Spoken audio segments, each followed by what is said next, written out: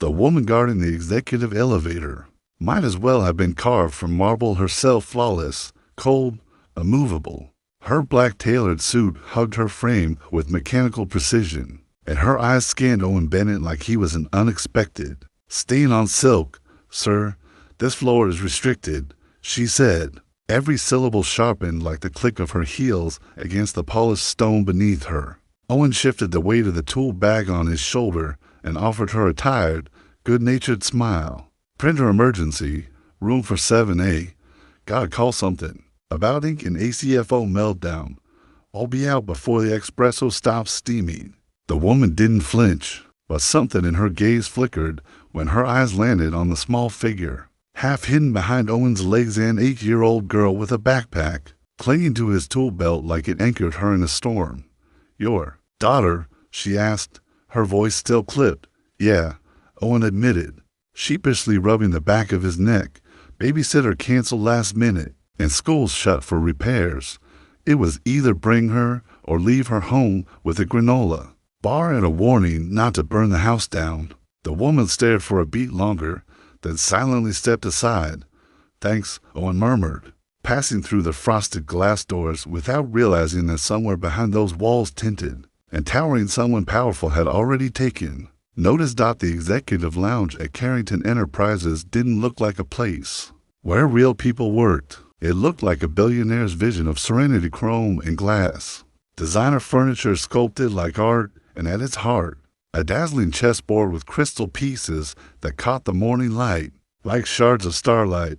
Arya's breath hitched. She tugged at her father's sleeve, eyes wide with silent yearning. "Can I?" "No," Owen said softly, gently but firmly. "That's not ours, sweetheart. Just find a seat, finish your book, and I'll be quick, promise." He kissed her forehead, gave her hair a familiar ruffle, and disappeared down the corridor. Arya opened her book, but the gleaming chess set called to her. It was more than just a game.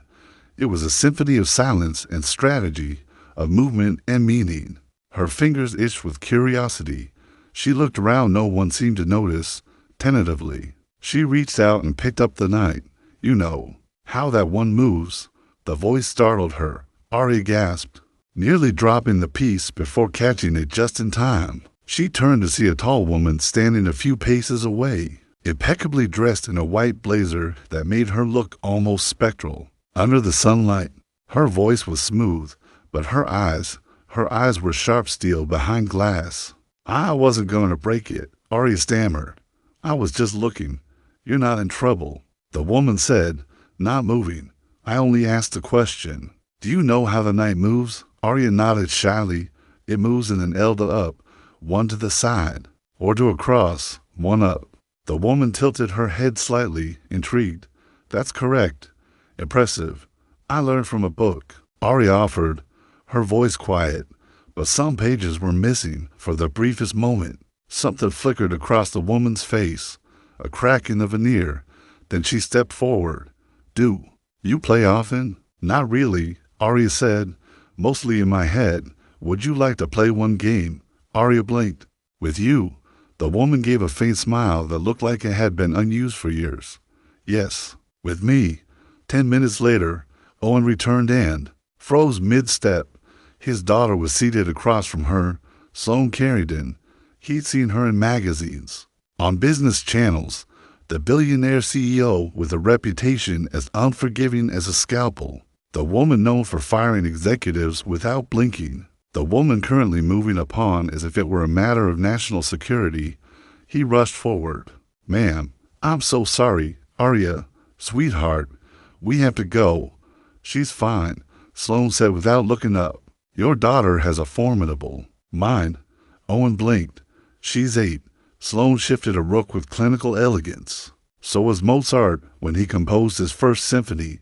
She's just a kid. She's something else." Sloane murmured under her breath. Arya didn't hear a word.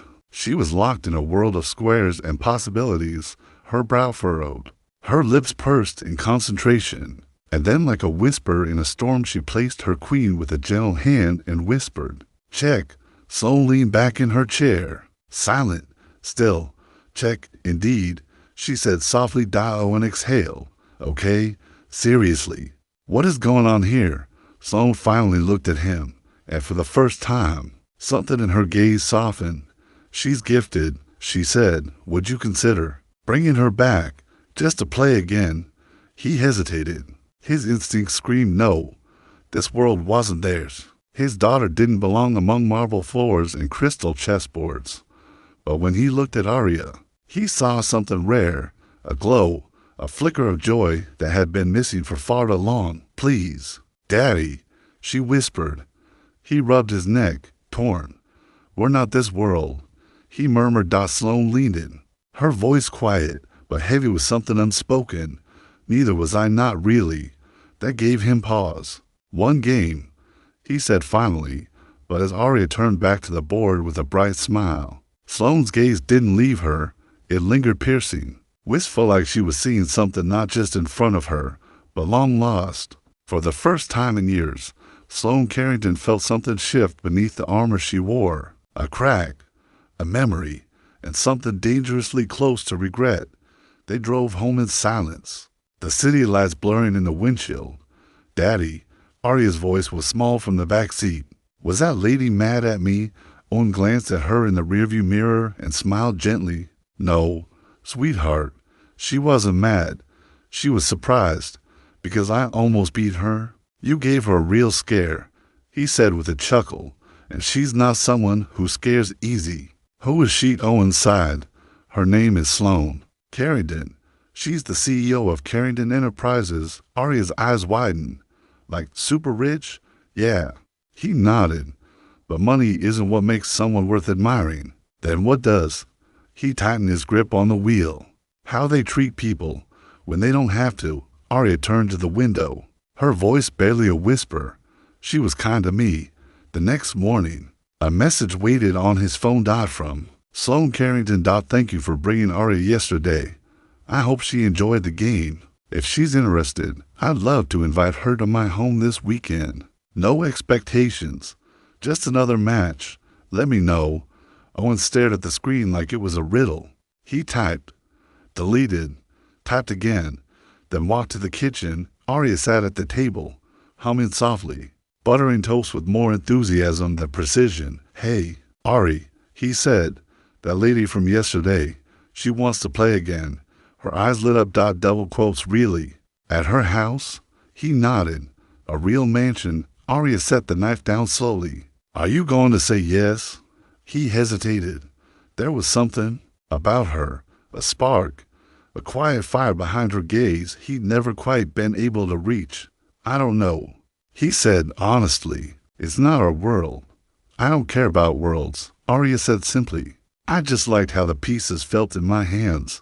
And with that, he had his answer. Sloane Carrington's estate wasn't a home. It was a cathedral to elegance, a gallery of power. The gates opened silently, and Owen's battered car rolled past gardens more manicured than most country clubs. Ari stared, slack-jawed. Is this real?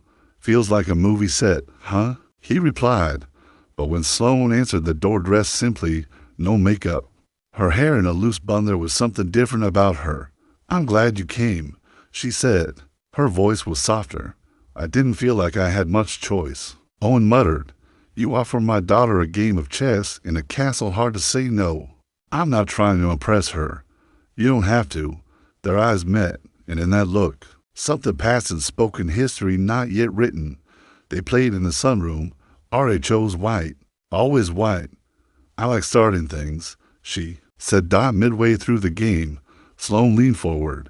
You see the whole board before you move, don't you? Arya nodded. It's like the pieces talk. Not with words, but they want to be somewhere. I just feel it. Sloane's throat tightened. She looked away. She's remarkable, she said to Owen. She's just Arya. He replied, she's always been different, always thinking in patterns. But she's alone in ways I can't reach. Have you ever had her tested? What for? Owen's voice was guarded, so someone can give her a label, make her feel like a freak. Being gifted doesn't make you a freak. No, but it makes people expect you to be someone you're not. The pain in his voice stopped Sloane cold. She heard it. Understood it. I'm not trying to take her, she said quietly. I know. I just want to understand her. You're not the only one. And then again Arya whispered, check. Sloane froze. You trapped me. Arya smiled. You taught me how. Sloane looked up, and for the first time in years, her mask slipped. Something fragile lived behind her gaze now. I haven't taught anyone anything in a long time, she said. But maybe it's time I start again. Owen crossed his arms. What exactly do you want with my daughter? Sloane didn't answer immediately. She just looked at Arya, and in that silence, the answer was everything. When Sloane Carrington turned to face Owen that evening, something inside her finally surrendered. Gone were the layers of armor, her money, her practice calm, her reputation carved from cold marble. She stood bare-souled before him, stripped of pretense. I don't know, she whispered, but when she sat across from me yesterday, when her little fingers moved those pieces like they were instruments in a silent symphony, I saw something I hadn't seen in a very long time. What? Owen asked gently, though something in him already braced for the answer. Myself, she replied.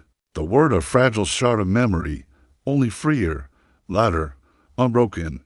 Owen said nothing, but the truth of her words dug deep because somehow, impossibly, they felt real. Later that night, the seaside beneath a lavender sky, and inside Sloane's grand estate, Arya wandered the library like a spirit from another time. Her fingers traced the spines of first editions, inhaling the scent of old paper and polished mahogany. Outside, the ocean murmured secrets to the stars. She turned toward the untouched marble chessboard, the very one that had played witness to something wordless between her and Sloane. May I? She asked, not turning around, but sensing the woman behind her. Of course, Sloane replied, stepping into the room like the answer had been waiting in her throat. It's your board now. Arya smiled gently, already sliding into her seat, beginning to place the pieces as they had been mid-game. Her hands moved with reverence, her mind already dancing through positions. I've been thinking about this setup, she murmured. You moved your bishop here, she pointed.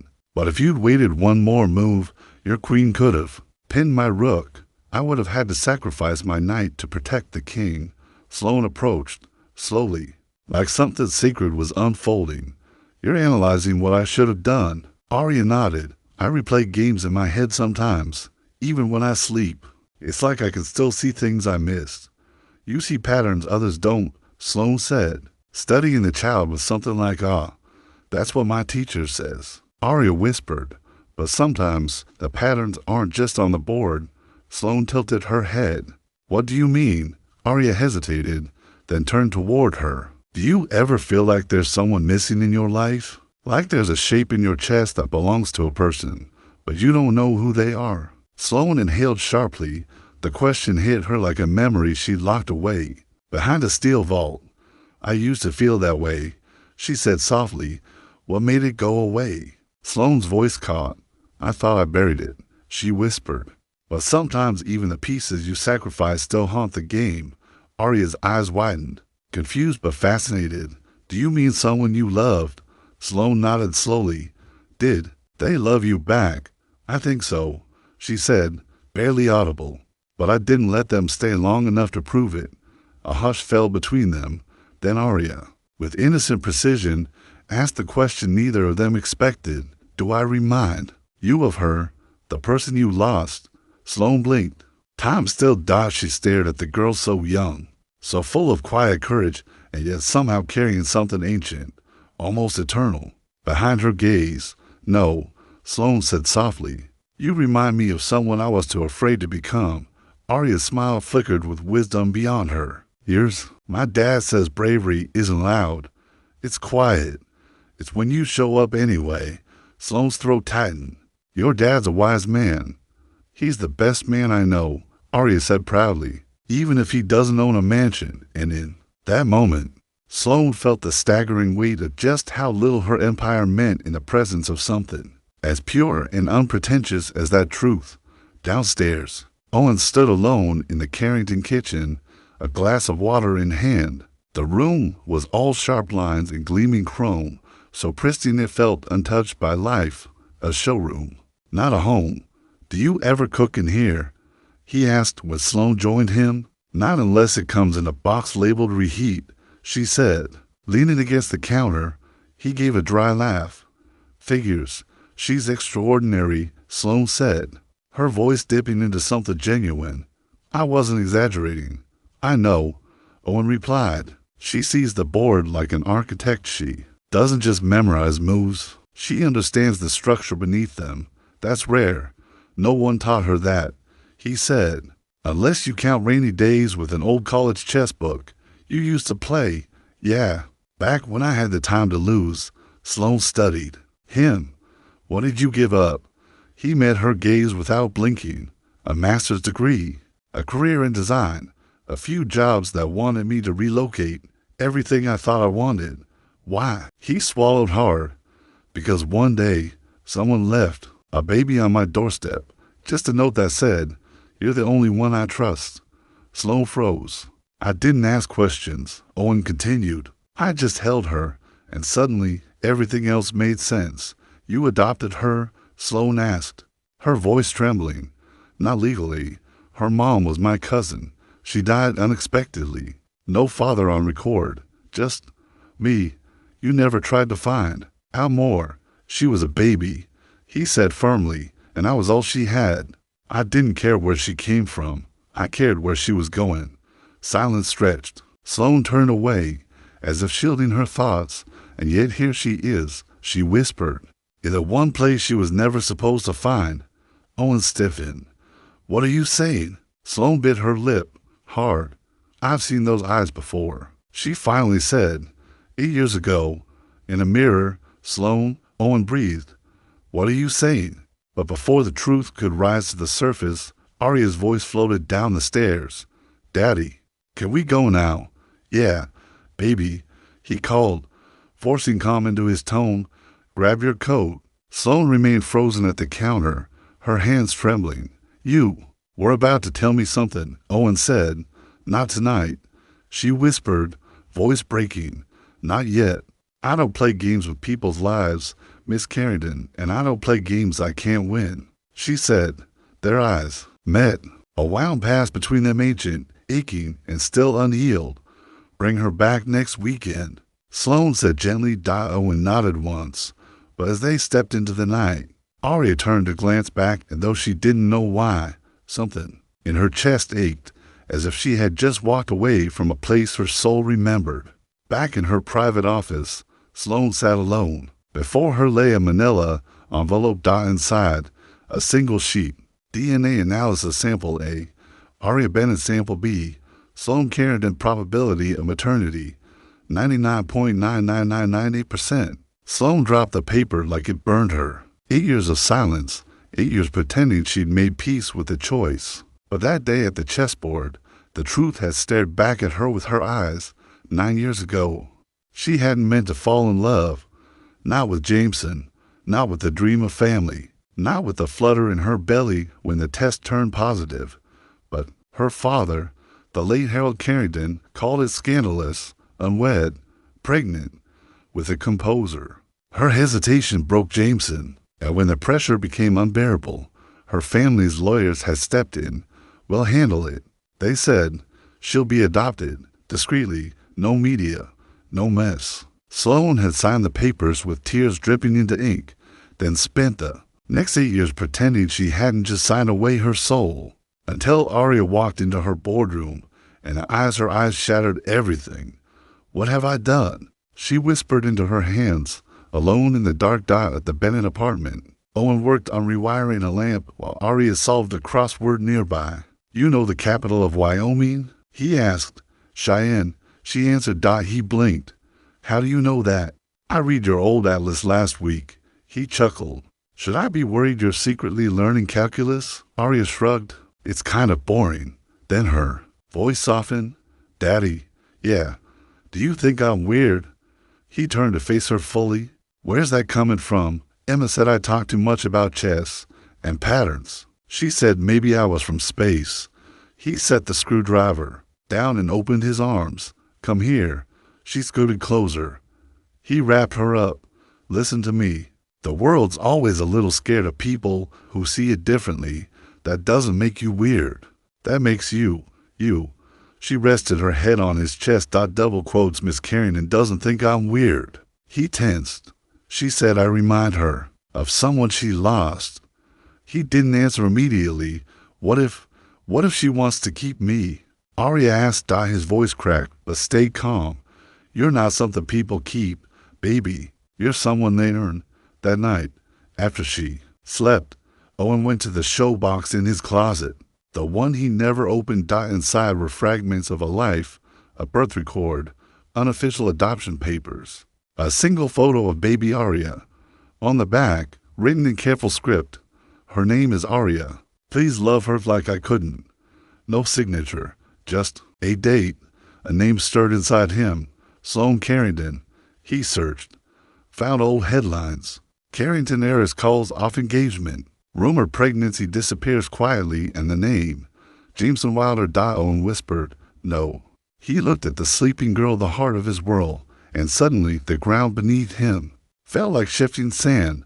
Meanwhile, at the Carrington estate, Sloane opened the nursery. It had never been used, but now she stepped inside. The wallpaper was still pale, the crib still pristine.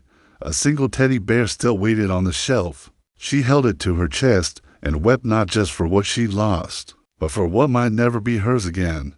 The next morning, she stood by the window, broken, but composed. Ma'am, your 10 a.m. Cancel it. But cancel it, she said, steel in her voice again. She picked up the phone. Dr. Whitaker, I need to talk about parental rights. Not hypothetical, real. Delicate, a pause, and find someone. Jameson Wilder. I need to know where he is. Her reflection stared back, poised, powerful.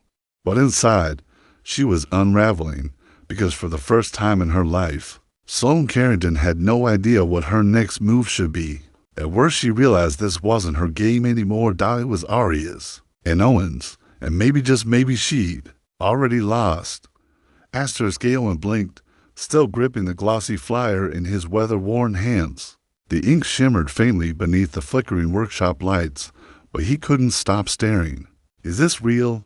Sloane Carrington stood just beyond the tool bench, spine straight as ever. But something in her gaze had softened, like the weight she carried had shifted, even if only for a moment. It's real, she said quietly. The most prestigious children's chess tournament in the country. They don't send invitations by mail. They send them by reputation. He looked up at her, brow furrowed with quiet disbelief. You nominated her? No, she replied, her voice a thread of truth. She did. With every move she's made since the first time she sat across from me. Owen exhaled, his chest rising with both pride and anxiety. His eyes fell again to the invitation. In his mind, he didn't see glitz or trophies. He saw Arya at the kitchen table, huddled in her hoodie, carefully maneuvering mismatched plastic pieces on a second-hand board 3 pawns, and a rook missing, and yet somehow her hands danced like she was composing music the world had forgotten how to hear. She's still just a kid. Then let her shine, Sloane said softly, before the world convinces her to dim. His head snapped up at the quiet urgency in her voice. What do you get out of this? It wasn't an accusation, just raw, honest exhaustion. Sloane didn't flinch. I don't want anything from her, she said. Not headlines, not contracts, not trophies. I only want a chance to be near the miracle I gave away. His jaw clenched, breath catching. You still haven't told her. I don't want to shatter her world. You already did, Owen said, his voice heavy. You just weren't there to hear it break. The silence between them was thick, brittle. Then Sloane spoke again, barely above a whisper. Let her go to New York. Let her play.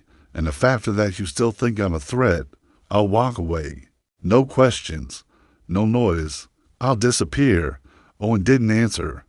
He just folded the invitation in half, slid it into the inner pocket of his jacket, and walked past her. I'll talk to her, he said over his shoulder.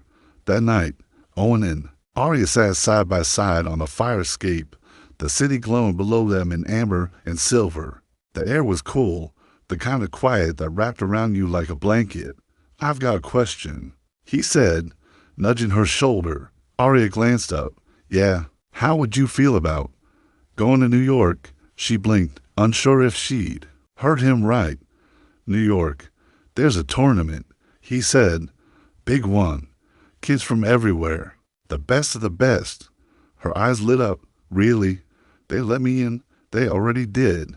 Her jaw dropped. Wait, what? How? Sloan nominated you? They said yes. Arya was silent for a moment, absorbing it. Do you think I'm good enough?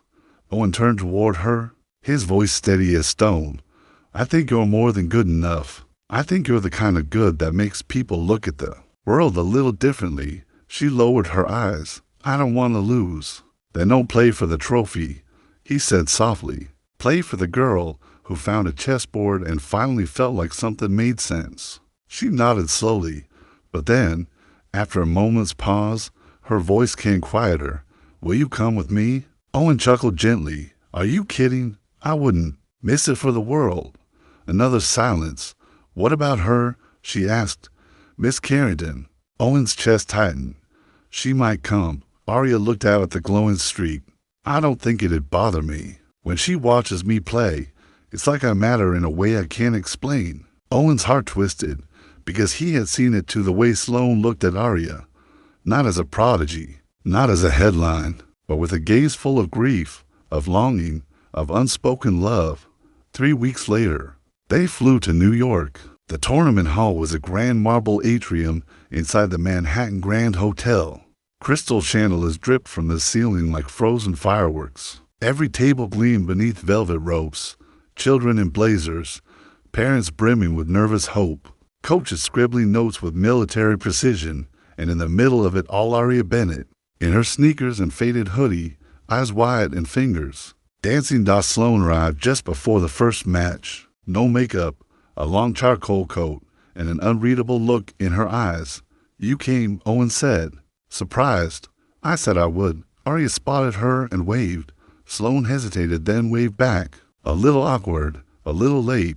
She looks happy, Sloane said, her voice catching. She is, Owen replied, and terrified and focused and hopeful. Like a warrior, Sloane whispered. Like someone who never got to be small, Owen said. Together. They stood in silence as Arya sat at her board for round one. Her opponent, a smug 12-year-old, leaned back like he'd already won. But 10 minutes in, the smirk vanished. She's setting a trap, Sloane whispered. Owen nodded. Knight to C5. She looked at him, startled. How did you? I've watched her play that move 100 times. In our kitchen. Sloane's expression shifted not to pride, not to envy, but to awe. She gets it from both of us, she said quietly. Owen didn't reply. But something fragile cracked open inside him. Arya won the match in 3 of 4 moves. She returned beaming, holding her first ribbon like it was made of gold. I did it. She grinned. I really did it. Sloane dropped to one knee to meet her at eye level, her voice thick. You did, she said. And I've never seen anything more beautiful. Arya blushed. Thanks. Sloane looked like she wanted to say more. But Owen stepped forward. And for the first time Sloane stepped back. Some games, she realized, weren't about victory.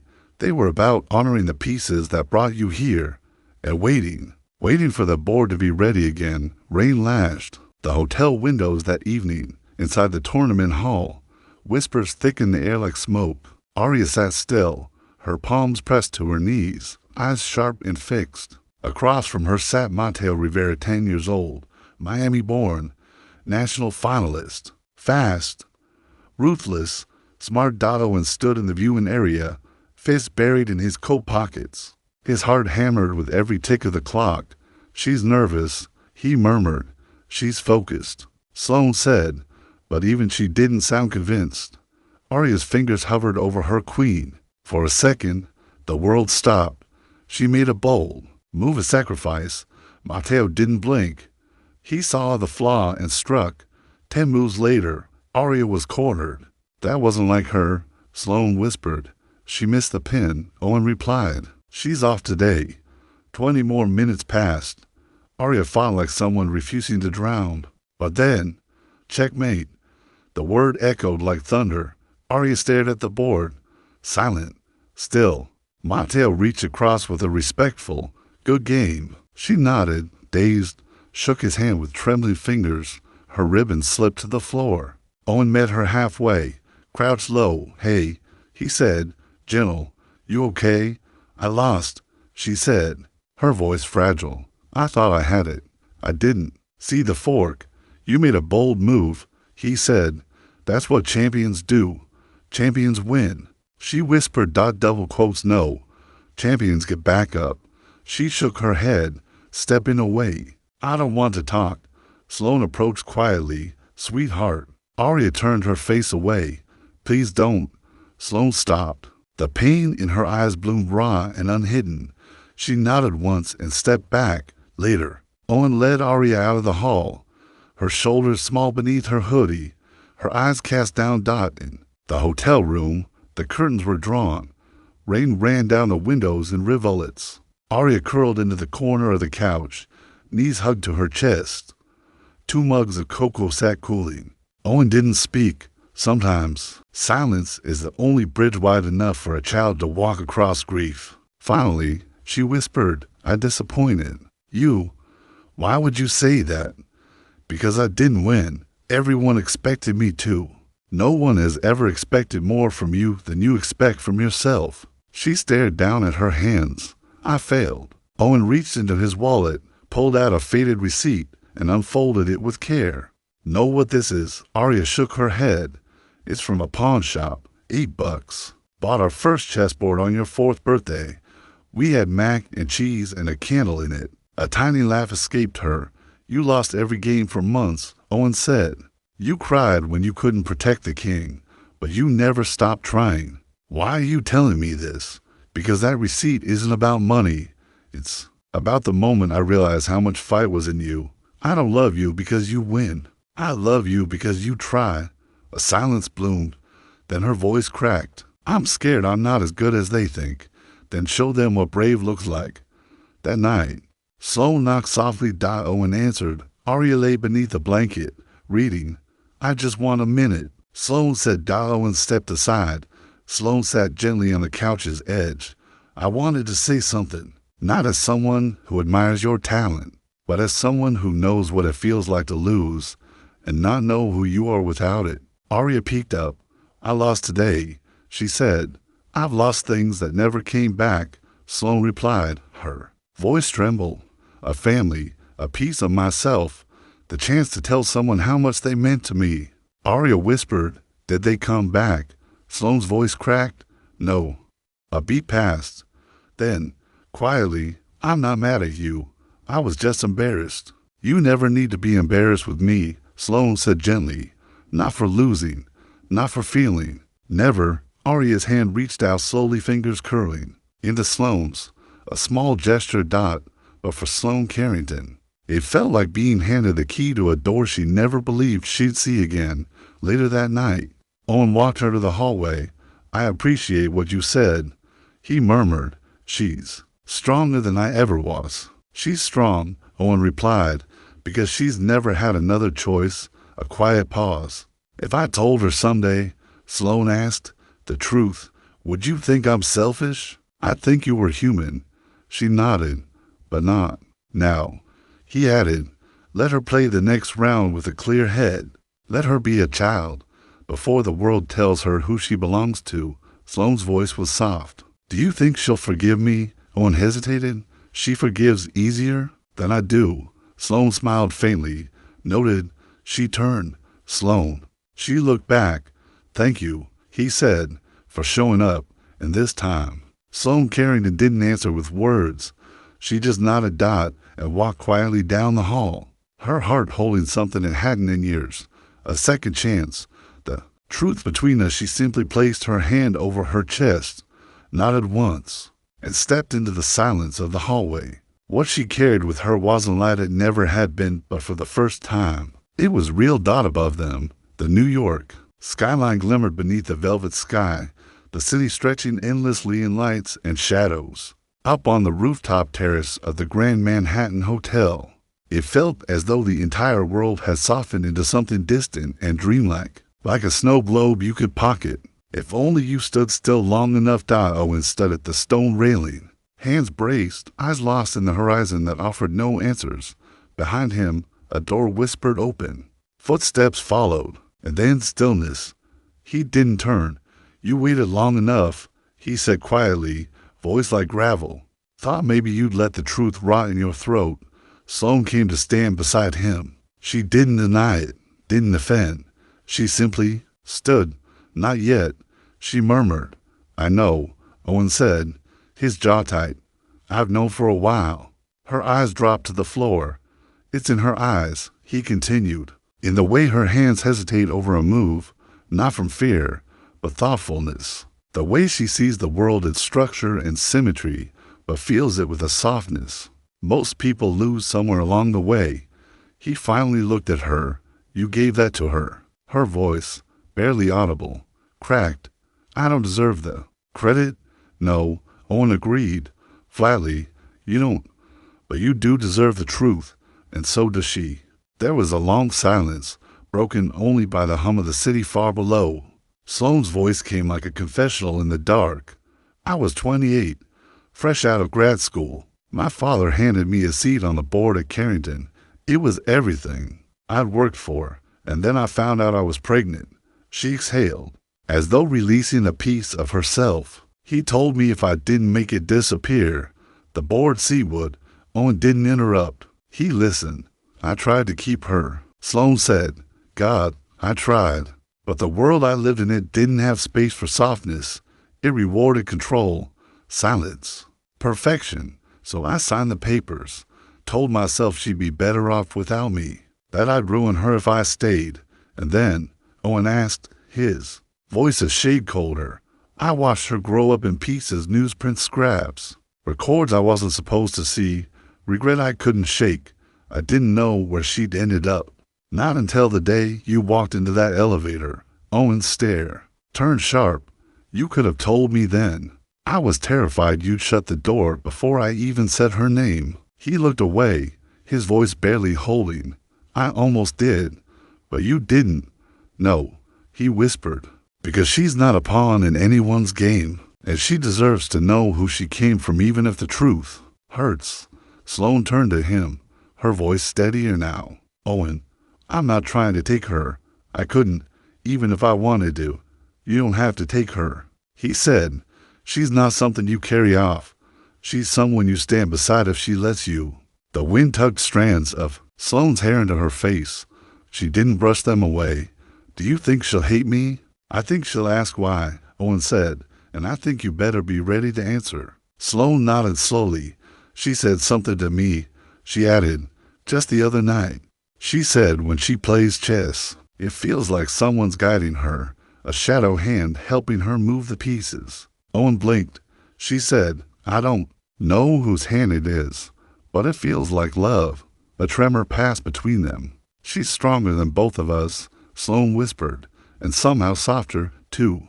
That's because she was raised into worlds, Owen said. One where love was sacrificed for power, and one where love was all we had. He looked at her, and something unspoken gentled his features. I don't hate you, he said. Sloane looked away. I wish you did. It'd be easier. I don't do easy, Owen murmured. I do Arya. And right now, she needs the truth delivered. By both of us, together.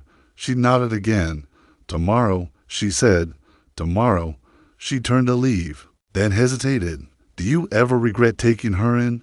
Owen didn't pause. Not for a second. She didn't just save me, she made me someone worth saving. Sloane bit her lip. You were always worth saving, Owen. You just stopped believing it. And then she disappeared through the door, leaving Owen alone, the night pressing gently against his chest as he wondered how much forgiveness a person could offer. When the wound was stitched together by love, downstairs, Arya couldn't sleep. She sat at the small desk in their hotel room, the tournament flyer folded into the shape of a delicate paper crane, its wings trembling in her fingers. Her thoughts spiraled every move she made, every match she played, every piece she lost. Mateo's eyes haunted her, not cruel, Just unreadable. She didn't want to be unreadable. She wanted to feel everything. Footsteps approached. Maria, Sloane's longtime assistant, stepped softly inside, carrying quiet warmth like an old friend. Can't sleep? Maria asked. Arya shook her head.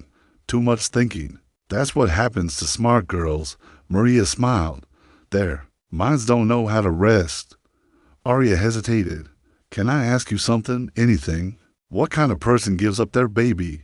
Maria blinked, then crossed the room and sat beside her. Gently, the kind of person who's broken, she said, or scared, or trapped, or just too young to know that love can hurt even when it's real.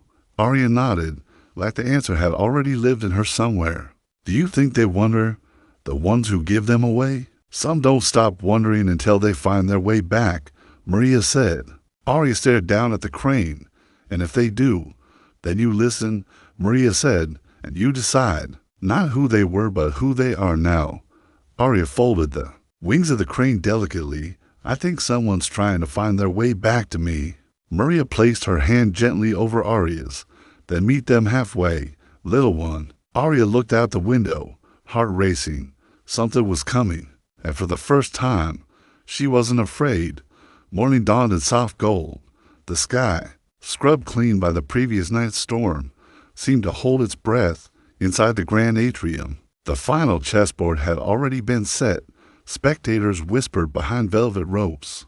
Reporters adjusted camera lenses. Officials moved like well-oiled gears in a sacred machine. Arya stood at the threshold of it all, her small hand clutching the strap of her backpack. Her sneakers squeaked faintly on the marble floor. You don't have to win to matter, Owen whispered as he knelt to adjust her sleeve. I know, she whispered back, but it's okay if I want to. She smiled faintly. I do.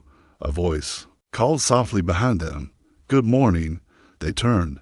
Sloane stood tall, but her eyes shimmered with something fragile. May I speak with her? She asked Owen. He hesitated. Arya looked at him. It's okay, Daddy. He nodded and stepped aside. Sloane crouched in front of her, hands trembling slightly. I need to tell you something, she said gently, and it might sound strange, but it's the truth. Arya's eyes didn't flinch. Okay? Sloane took a breath. 8 years ago, I had a daughter. I was young, scared. I made choices I thought were right, but they weren't. I let someone else raise her, thinking she'd be better off without me. Arya's lips parted slightly. That daughter was you. Silence fell, not just in the room, but in the world. Arya's voice was almost a whisper. You're my mom. Sloane nodded. Arya looked down at her hands. I always thought I didn't come from anyone, she murmured. But now, I came from someone who plays chess like fire. Sloane's voice cracked. I don't expect forgiveness. I just needed you to know. For me, Arya looked up again, her expression clear but unreadable. Why now? Because you deserve the whole truth before you walk onto that board. You deserve to know where your strength comes from. Arya was silent for a moment. I'm still playing as Arya Bennett, she said softly. Sloane's throat caught. Of course, but maybe someday, Arya added, I'll be Bennett Carrington. Tears filled Sloane's eyes. I'd be honored. A bell rang in the distance. Owen stepped forward. You ready, kiddo? Arya turned to them both. Can you sit together today? Owen glanced at Sloane. She nodded. We like that. And so, for the first time, the three of them walked into the hall not as strangers, not as secrets, but as something fragile and beautiful. The beginning of a family. Her opponent was Gabriel Cho, 13, brilliant, fearless, a prodigy with sponsors and a publicist. He looked at the board like he owned it. The match began. Move by move, Arya leaned in. She's calm. Sloane whispered, she's home. Owen replied. Mid-game, Gabriel struck hard with a queenside attack. The crowd tensed. Arya breathed, moved. Her knight to turns later. The entire board shifted. Gasps. She reversed the pressure. A commentator whispered. Sloane's hand instinctively reached for Owen's. He let her hold it. The final 5 moves felt like poetry. Then dash checkmate. Silence. Then dash eruption. The Crowd rose. Cameras flashed. The director raised Arya's hand like a champion. But Arya, she just smiled at Gabriel. Thank you for a great game. He blinked. You're incredible. I just listened to the pieces, she said. Backstage, she sat on a bench, trophy beside her, arms folded, still Owen knelt. You did it. She shook her head. We did it. Sloane hovered nearby. Arya turned. I'm mad at you, she said honestly. A little. Sloane nodded. You're allowed to be, but I'm also glad you came back. So am I. Sloane whispered. Owen smiled. Want to go celebrate, champ? Arya grinned. Can we get grilled cheese? That's it. Sloane teased. After making history, and maybe a rematch. Rematch? Owen blinked. With who? With both of you, Arya said, leaning back smugly. 2-on-1. Let's see if you can keep up. They laughed out, and in that moment there were no missing pieces, no shadows, no pain, just a board, a girl, and the two hearts who had always loved her, one who raised her, and one who had never stopped hoping she'd find her way back.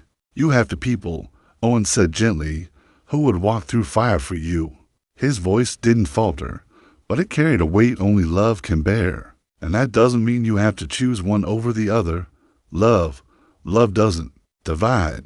It opens. It asks you to hold both hands out. Arya's lashes trembled, but she blinked the tears away. But it feels like I'm trapped in the middle of something that started before I even existed. Owen reached out, his fingers curling around hers, solid and warm. You're not in the middle, sweetheart. You're the reason both sides are finally coming together. She swallowed the ache rising in her throat. Do you think she gave me away because she didn't want me? No, he answered without hesitation. She gave you away because she didn't believe she was strong enough to keep you, and that, he said firmly, is not the same thing. She looked down at her lap, a crease forming between her brows. She said she doesn't want to replace you. She couldn't if she tried, Owen said, voice soft but sure. And I wouldn't try to erase her, either. Arya looked up, eyes wide and searching.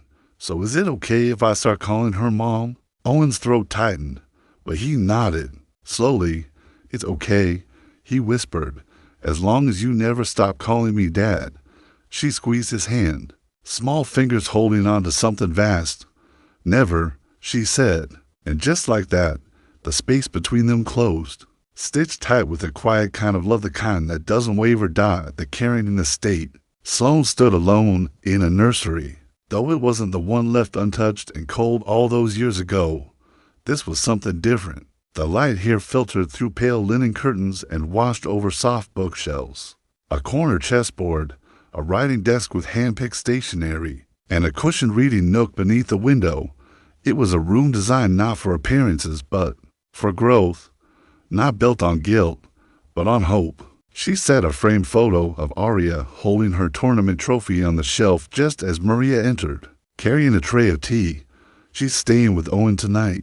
Maria asked quietly. Sloane nodded. I didn't want to rush her. Everything has to move at her pace now. Maria placed the tray down and crossed her arms. You know, I used to think you were the coldest woman I'd ever worked for. Sloane gave a wry smile. I probably was.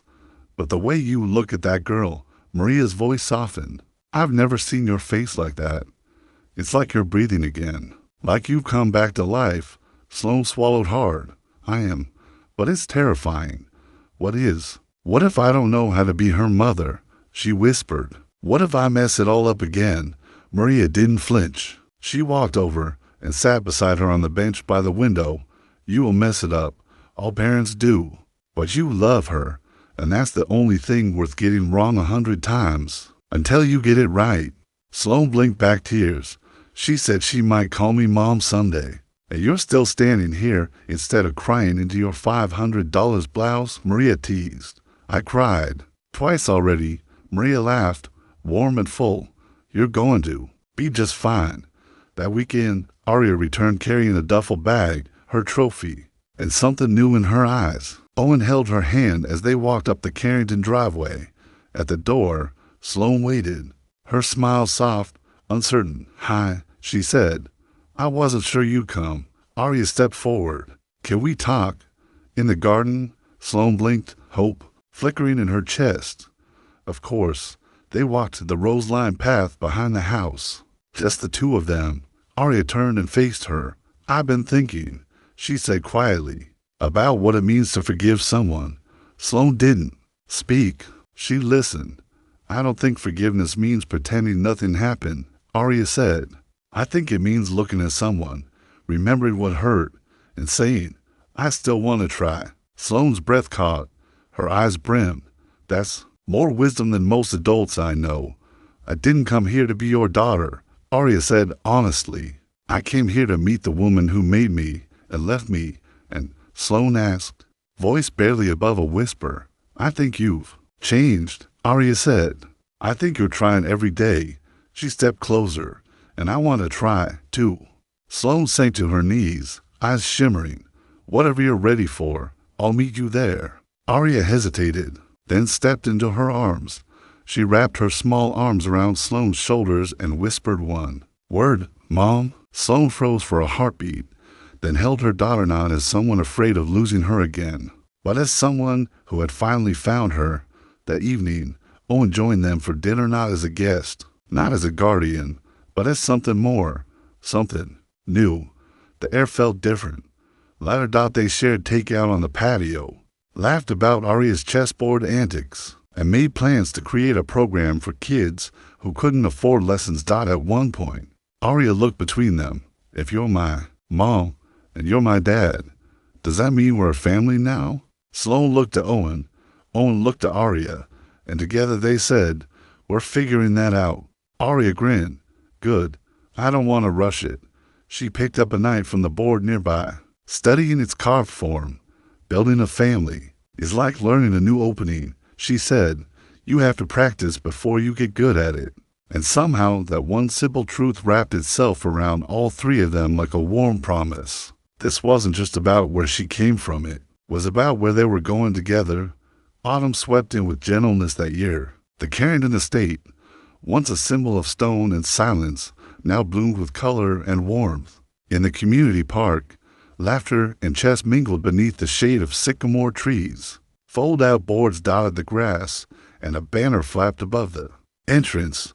First annual citywide youth chess outreach, sponsored by the Carrington Foundation and Arya's Hope. Owen stood off to the side, arms folded, watching as Arya crouched beside a young boy, patiently guiding him through the Sicilian defense.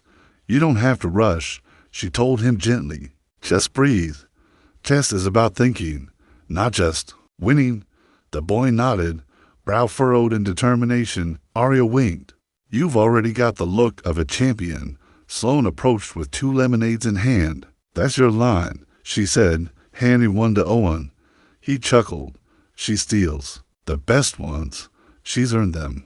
They stood shoulder to shoulder, watching the girl they both loved shape something far bigger than herself. "It's strange," Sloane said after a pause. "I spent my whole life chasing control, structure, outcomes I could predict. And now," Owen asked, "now I find peace in the things I can't." She looked at him, something soft in her gaze, like how she came into our lives. Owen nodded.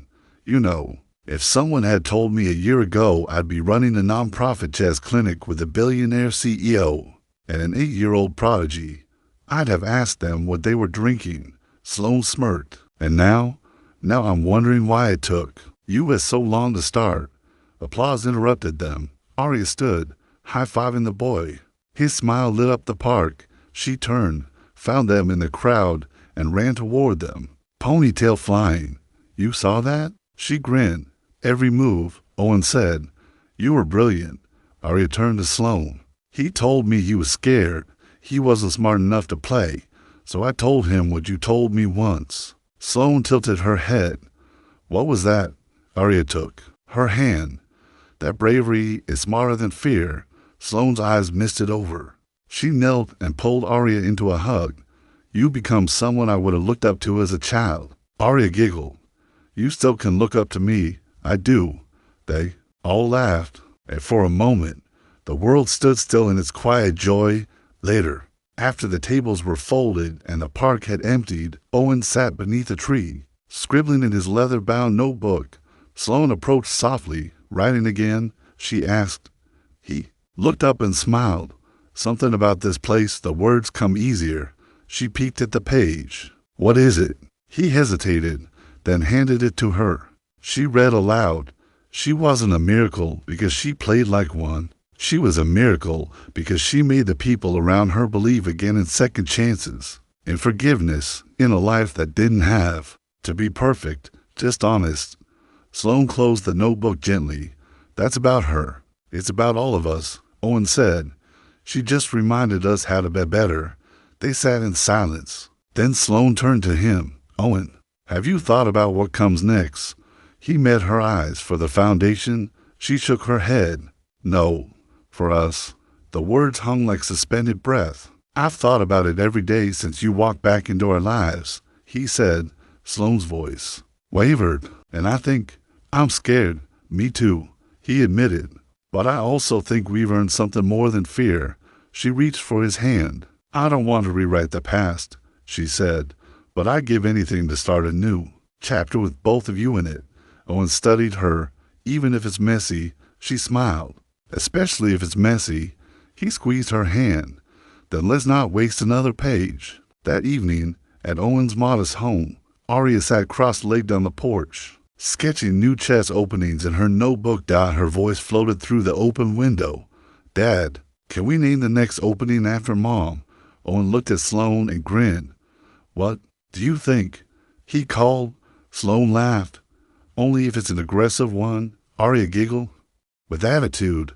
The doorbell rang. Maria stood at the threshold, holding wildflowers and a bottle of wine. "I heard we were celebrating something." Sloane pulled her into a hug. "We're celebrating everything." Owen poured 3 glasses. Arya clinked her juice against them, beaming. "To forgiveness," Owen said. "To family," Sloane added. Arya looked at them both.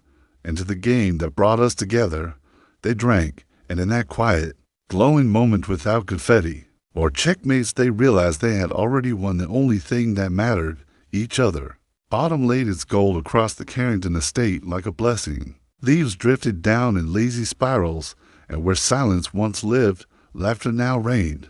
Inside the sunroom, Arya sat on the rug, a chessboard between her and Owen. "You know I'm 3 moves away from ending you, right?" She teased. Owen raised a brow. "You sound confident for someone who just sacrificed her queen." Arya grinned. "That's not a loss. That's a distraction. Spoken like a true Carrington." Sloane called from the doorway, carrying 3 mugs of hot cocoa. Arya's eyes sparkled. "Extra marshmallows, always," Sloane said. And somewhere between loss and redemption, mistakes and miracles of family had formed. Not perfect, not easy, but real. And in the end, that was the only opening that mattered. Sloane gave Owen a conspiratorial wink. "A mountain," she said simply, pressing a warm mug into his hands. Then she knelt beside Arya, wrapping one arm gently around the girl's shoulder. Arya leaned in instinctively, her small frame folding into her mother's side like it was where she'd always belonged. Because now, it was. "I've been thinking," Arya said softly, her eyes bright with something more than mischief, something like purpose. "Maybe we should write a book about all this." Sloane tilted her head, curious. "All of this?" Arya nodded, eyes shining. "Not just about the chess tournament, but about us. About how families can be made from broken pieces like puzzles, or like chessboards." Owen's gaze lingered on her, love pulling in his eyes, deep and steady. "What would you call it?" he asked gently. Arya's smile was quiet, profound. "The last piece." Sloane's breath caught in her throat. She blinked hard, the weight of those 3 words settling over her like grace. Owen reached over, brushing a strand of hair from Arya's forehead. "You always know how to make the final move count." Arya shrugged playfully. "Only because you both taught me the game." Later that week, they hosted a dinner not for headlines or donors, but for the quiet pillars of their new life, the ones who showed up not out of duty, but out of love. There were folding tables draped in mismatched tablecloths, paper lanterns glowing overhead, and the scent of roasted vegetables, garlic, and warm bread curling through the air. Laughter drifted from the kitchen. Someone was strumming an old guitar. It was imperfect, simple, and stunningly real. Sloane stood by a window, watching Owen animatedly recount the time Arya beat him in just 3 moves. A circle of teens hung on his every word, laughter rippling as he mimed defeat with dramatic flair. Maria approached, carrying the glasses of sparkling cider. Her eyes scanned Sloane's face. "You've changed," she said quietly, but there was no accusation in her voice, only awe. "I know," Sloane replied, her gaze distant. But it wasn't overnight. It was more like remembering how to speak a language I used to know as a child, one I forgot I was fluent in. Maria pressed a glass into her hand. "Well, you remember it beautifully." Across the room, Arya stood on a chair, waving them over. "Speech time," she declared with a grin. Sloane and Owen exchanged a quick look. "You go," she whispered. "No way," he whispered back. "She clearly meant you." But Arya pointed at both of them. Together, they stepped forward side by side, unsure, but ready. Sloane took the mic first. Her voice was steady, but her eyes shimmered. "I spent a lot of years chasing legacy," she began. "Success, reputation, control. But none of it mattered when I realized I had given up the one thing that could have made me whole." She turned, eyes landing on Arya. "She didn't just walk into our lives. She rearranged them, and in doing so, she gave us something we never thought we'd have again, a second chance." Owen stepped up beside her. "We don't always get to choose how life begins," he said, "or who stays, or who leaves, but we do get to choose who we become every single day." He looked around the room, and sometimes, if we're lucky, love walks back in on a rainy Tuesday, in the form of a little girl who asks too many questions and plays chess like a hurricane. The room broke into gentle laughter. Sloane placed her hand over his, and the gesture was simple, but full of forgiveness and grace. "Thank you," she whispered, "for helping me believe that love doesn't expire." Owen smiled. "And thank you for proving that people can grow toward each other, not just apart." Then Arya scrambled up beside them, taking the mic like it belonged to her, which, in many ways, it did. "I just want to say," she began proudly, "this family isn't perfect, but it's mine, and it's the best opening move I've ever made." That night, long after the last hugs were shared and the tables cleared, Owen and Sloane stood together on the front porch of the outreach center. The string lights still glowed faintly overhead. Crickets hummed in the dark dot inside. Arya was fast asleep on the office couch, still clutching her night peace like it was a charm that had carried her through all of life's battles. Dot above them, the stars hung low and luminous. No board, no timer, just quiet. Sloane broke the silence. "Do you ever wonder what would have happened if we never met?" "All the time," Owen said. "But then I remember something Arya said the other day." "What was it?" He turned to her. She said, "The best games aren't about crushing your opponent. They're about finding the ending that feels like it was always meant to be." Sloane leaned her head on his shoulder and exhaled. "And this feels meant to be." Owen nodded. "More than anything in my life." They stood that way for a while, just breathing, just being, and in that stillness, something settled, not a conclusion, but a beginning. Not checkmate, but peace, a family, born from fracture, forged in the fires of hurt and healing, held together not by perfection, but by presence, not by blood, but by choice. Sometimes the greatest love stories aren't romantic at all. They're redemptive. They're about a father who never stopped believing, a mother who found her way back, and a little girl who became the bridge between the broken hearts and made them whole again. The following weekend, Arya curled up in the sunroom beside Sloane, scribbling chess openings in a notebook with colored pens. Owen sat nearby, sipping coffee, while the late morning sun poured through the windows like melted gold. Sloane wrapped an arm around Arya. "You still thinking about that book idea?" Arya nodded. "Yep, and I already know the last line." "Oh, yeah." Arya grinned. "It's about how some games never really end. They just become part of the people who played them, If this story touched your heart, we'd love to know where you're watching from. Drop a comment below whether you're from a small town or a big city. Your presence here means everything to us. And if you believe in second chances, in family, in hope, hit that subscribe button. We share stories like this every day, stories that lift the heart and remind us what truly matters. From our story to yours, thank you for being here. We're so glad you are.